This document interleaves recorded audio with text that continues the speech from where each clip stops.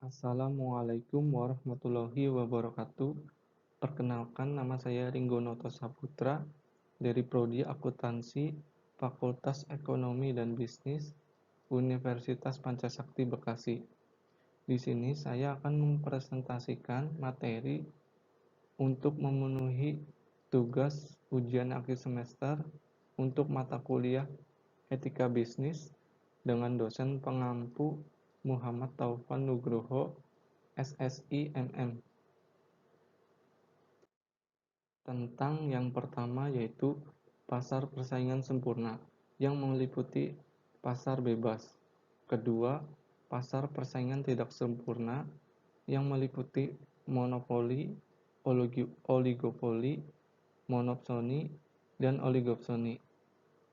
Ketiga, etika konsumen yang meliputi bisnis dan perlindungan konsumen, hubungan produsen dan konsumen, dan kasus-kasus etika konsumen. Dan yang keempat, etika periklanan yang meliputi fungsi iklan, jenis-jenis iklan, dan kasus-kasus etika periklanan. Yang pertama yaitu pasar persaingan sempurna. Pasar persaingan sempurna adalah suatu bentuk struktur pasar di mana terdapat banyak penjual dan pembeli yang bersaing dalam industri yang homogen.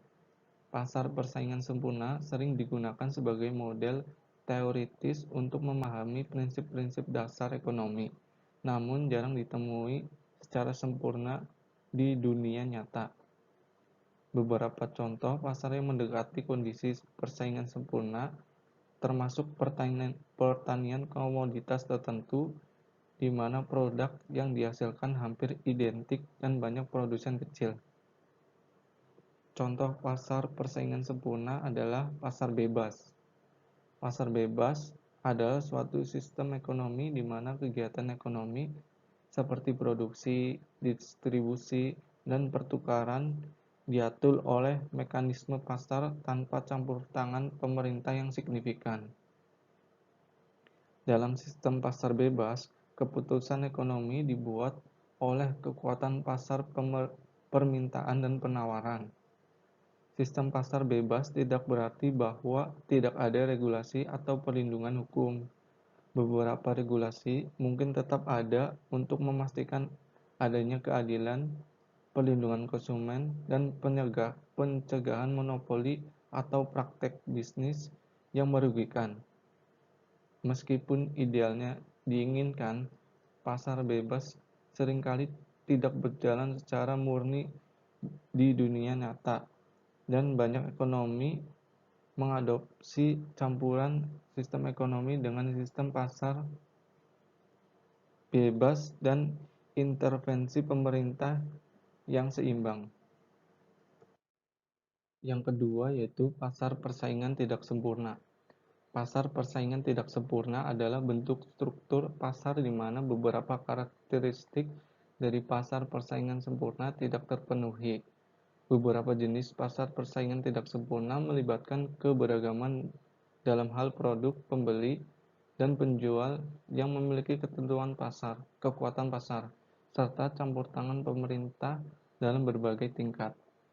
Pasar persaingan tidak sempurna seringkali lebih mencerminkan keadaan di dunia nyata daripada model persaingan sempurna. Pemerintah seringkali terlibat untuk mengatasi ketidaksempurnaan ini dan memastikan adanya keadilan, perlindungan konsumen, dan efisiensi ekonomi.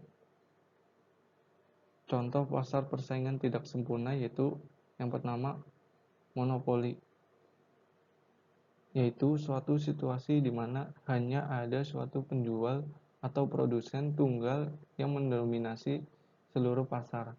Monopoli memiliki kekuatan besar untuk mengontrol harga dan kuantitas yang diproduksi. Kedua, oligopoli, yaitu terdapat beberapa penjual yang mendominasi pasar. Dalam oligopoli, karena hanya ada beberapa pemain besar, keputusan atau perusahaan dapat berdampak signifikan pada harga dan kondisi pasar secara keseluruhan. Yang ketiga, monopsoni, yaitu terdapat suatu pembeli tunggal yang mendominasi pasar, seringkali terjadi dalam konteks pasar tenaga kerja. Monopsoni memiliki kekuatan untuk memengaruhi tingkat upah dan kondisi kerja. Dan yang terakhir, oligopsoni. Terdapat beberapa pembeli besar atau perusahaan yang mendorong suatu industri atau pasar tertentu. Kekuatan pembeli untuk memengaruhi harga dan kondisi pasokan yang lebih besar dibandingkan dengan situasi di mana terdapat banyak pembeli kecil. Yang ketiga yaitu etika konsumen. Etika konsumen mengacu pada seperangkat norma atau prinsip-prinsip moral yang mengatur perilaku konsumen dalam interaksi mereka dengan produsen, pengecer, dan pasar secara umum. Etika konsumen mencangkup berbagai aspek, termasuk kejujuran, tanggung jawab sosial, dan keadilan dalam pembelian dan penggunaan produk atau jasa. Beberapa prinsip etika konsumen yang umum melibatkan seperti yang pertama, kejujuran, transparansi. Konsumen diharapkan untuk bersikap jujur dalam menyampaikan informasi dan harapan mereka terhadap produk atau jasa. Sebaliknya, produsen dan pengecer diharapkan untuk menyediakan informasi yang jelas dan transparan mengenai produk atau jasa yang mereka tawarkan. Kedua, tanggung jawab sosial.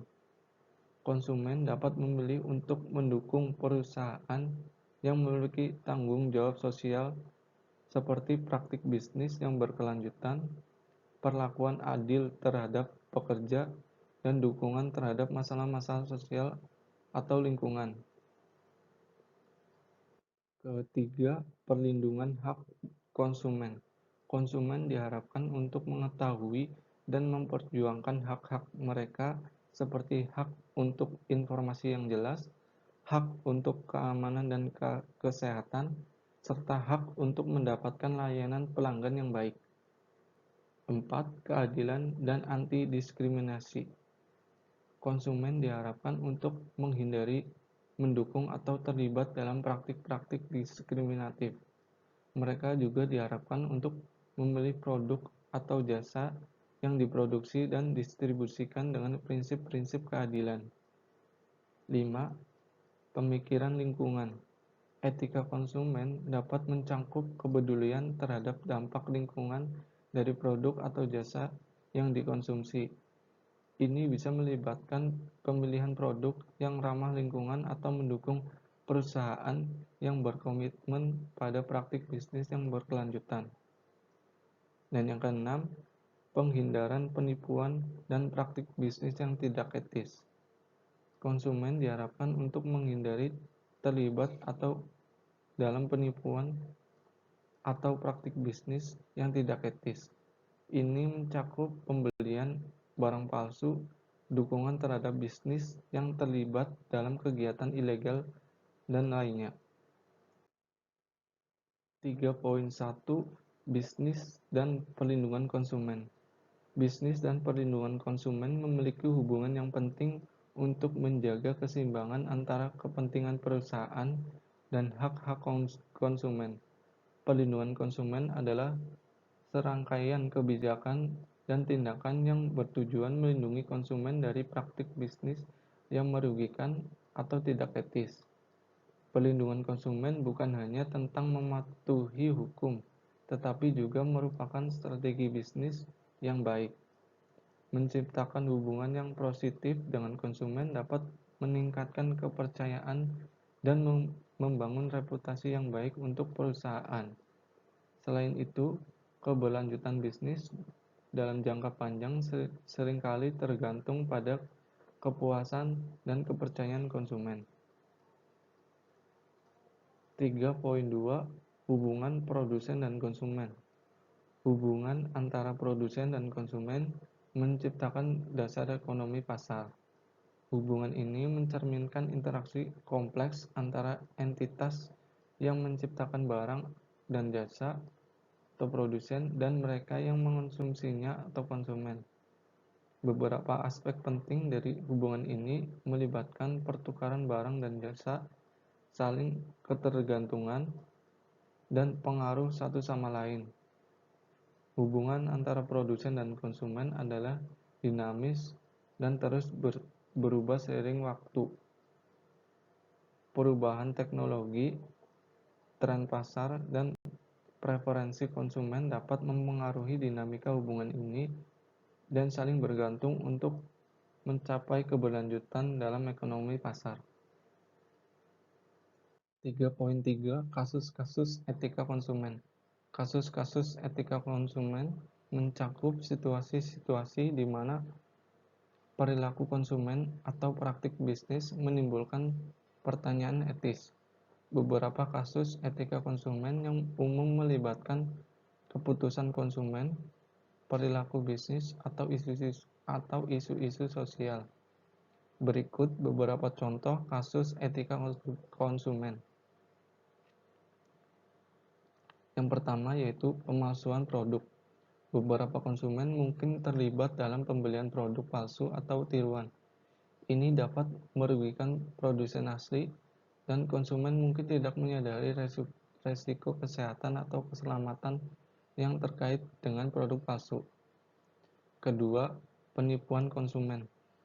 Praktik penipuan baik dalam bentuk penjualan online palsu, penawaran palsu, atau penipuan lainnya dapat merugikan konsumen secara finansial dan merusak kepercayaan mereka terhadap bisnis.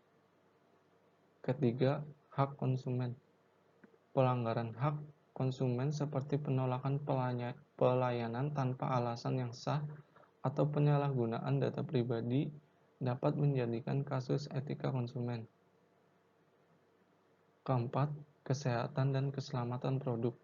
Jika sebuah perusahaan menyembunyikan informasi tentang risiko kesehatan atau keselamatan produknya, konsumen dapat menghadapi dilema etis ketika memutuskan untuk membeli atau menggunakan produk tersebut.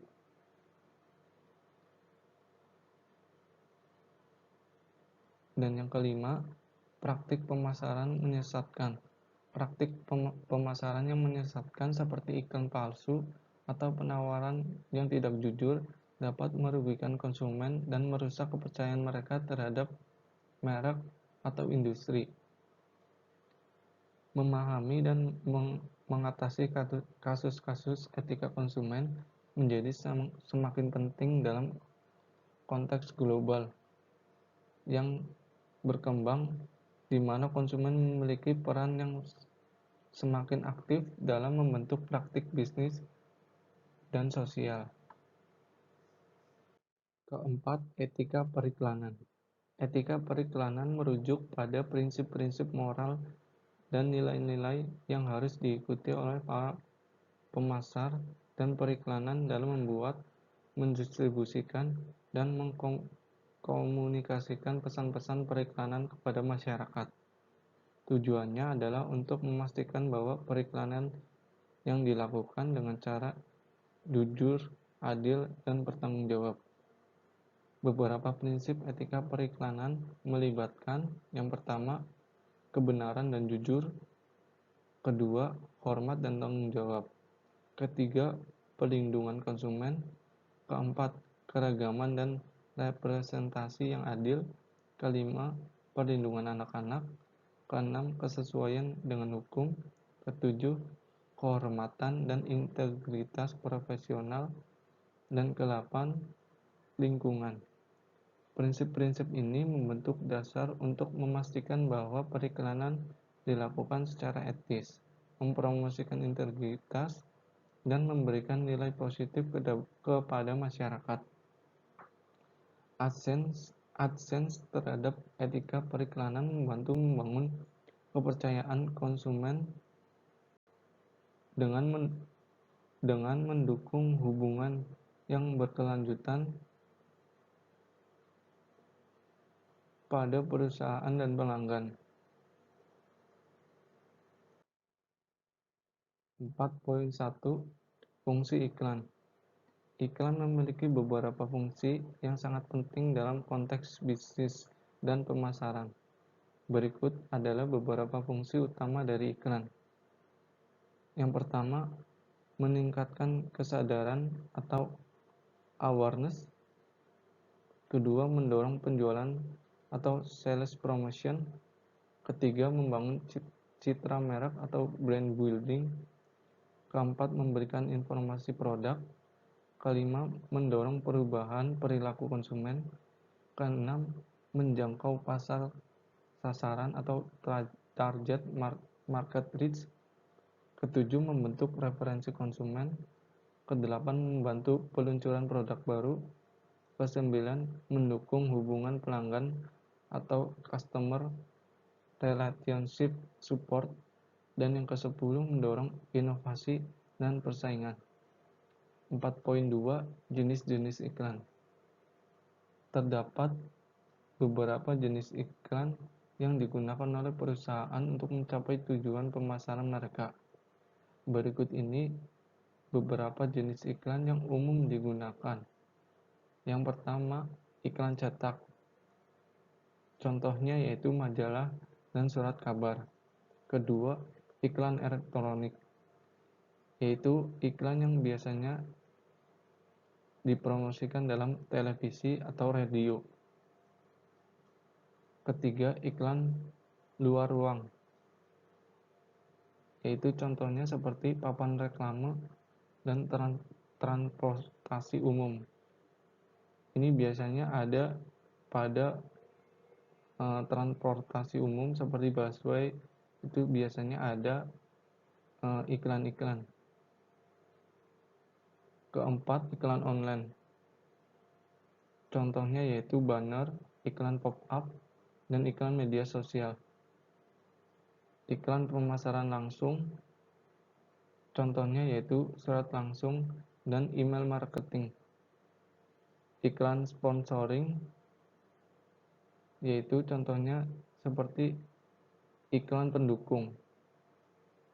Iklan layanan masyarakat, yaitu contohnya iklan sosial.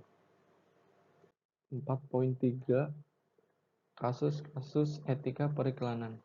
Etika periklanan mencakup seperangkat prinsip dan norma-norma moral yang mengatur perilaku periklanan agar sesuai dengan nilai-nilai masyarakat dan tidak merugikan konsumen atau pesaing. Berikut adalah beberapa kasus yang sering kali menjadi sorotan dalam konteks etika periklanan. Yang pertama yaitu pemalsuan testimoni. Kedua, diskriminasi gender dalam iklan. Ketiga, ketidaksesuaian dengan norma agama. Keempat, pelanggaran privasi dalam iklan digital. Kelima, pencemaran nama pesaing. Dan yang keenam, iklan yang memanipulasi realitas. Kasus-kasus tersebut mencerminkan pelanggaran etika periklanan yang dapat menimbulkan kontroversi, merugikan konsumen, atau merusak reputasi perusahaan. Penting untuk mengevaluasi dan mengatasi isu-isu ini dengan serius untuk menjaga integritas dan tanggung jawab sosial perikanan. Sekian dari saya, mohon maaf jika ada kesalahan dalam penyampaian atau perkataan. Wassalamualaikum warahmatullahi wabarakatuh.